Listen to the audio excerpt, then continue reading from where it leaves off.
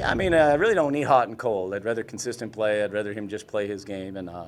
But he was challenged at halftime. Didn't block overly well in the first half either. So we challenged him. I asked Quay to demand accountability in his receiver room, and we weren't perfect, but he made some great plays. He's fast. He's got playmaker ability, and I was glad to see him get involved. Bo has a lot of faith in him, so that was great. Yeah, I mean, Bo looked great out there today. Were you happy Yeah. with the performance? Yeah, and I'm not even joking. Up until about 2, I had Jake starting, and so he had a foot that was bothering him, and I just felt like I'd let him tell me, and I could see it in his eyes that he was fired up to play and felt confident in it. So I went with him, and we started slow though, but he didn't. But we had some things that I think we could do better, and give Edmonton credit. They've shown up and played hard now their last 2 games, and he played a heck of a second half. Some great throws on that, and also managing the pocket. I mean, if you have a sore foot and you can still move around like that, that's a good thing. You mentioned starting slow. You guys getting any closer to figuring out why these slow starts are happening? Yeah.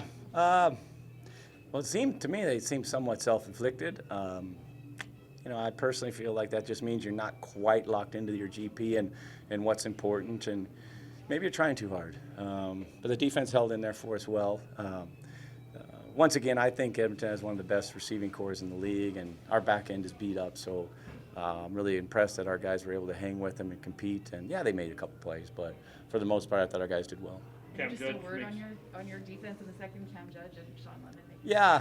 I mean, well, Cam's consistently been that way all year. Like I kind of mentioned that in training camp. I was like, man, this guy's good.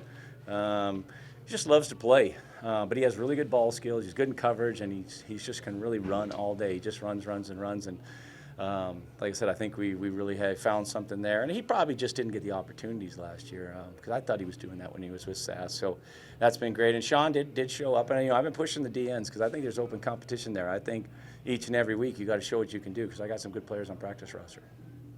Did you like what you were seeing from your secondary? You talked a lot Yep. about ball hawking lately. Did you like what you were seeing? Yeah, I did. I mean, I think we got a bit of a soft PI early, and then but they just kept battling. Didn't let adversity or anything that didn't go their way get into them. They just kept playing. I thought there was some confusion out there, especially when they went to spread or they went to, with their running backs out. So there's still lots of things we can do better. Going into the bye week, how do you guys as a coaching staff use this bye week? Oh, as a coaching staff, I mean, we're not really going to do anything too much more. There's no really reason to self-scout a lot because we'll play Edmonton again when we come back. Edmonton will have another game. We kind of know what we got to improve on, though. For me, I think as a whole staff, you just look what you've done, look at the opponent, understand they're going to change, and understand how can we kind of evolve. How can this defense, how can our offense get better? I thought our cover teams was important that we stepped up because we have not been great on special teams the last 2 games. I thought our cover teams, Charlie Powers in particular, really had a hell of a game.